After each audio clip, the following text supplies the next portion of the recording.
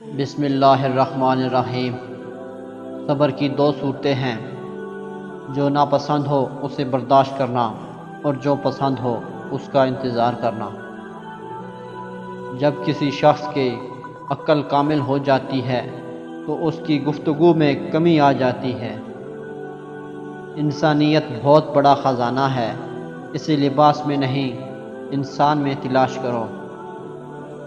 جو ظلم کے ذریعے عزت چاہتا ہے، اللہ اسے انصاف کے ذریعے ذلیل کرتا ہے۔ لوگوں سے یاد کرنے کا شکوہ مت کرو، کیونکہ جو انسان اپنے رب کو بھول سکتا ہے وہ سب کو بھول سکتا ہے۔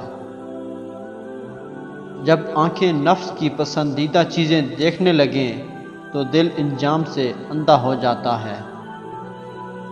مصائب کا مقابلہ صبر سے اور نعمتوں کی حفاظت شکر سے کرو۔ زیادہ مزاح کرنے سے آدمی کی عزت چلی جاتی ہے اور لوگوں سے دشمنی پیدا ہو جاتی ہے۔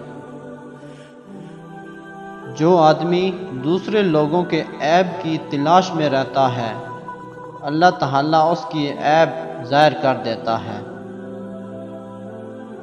سب سے پہلی عبادت یہ ہے کہ انسان مصیبت میں صبر کر کے اللہ تعالیٰ کی طرف سے مدد کا منتظر ہے۔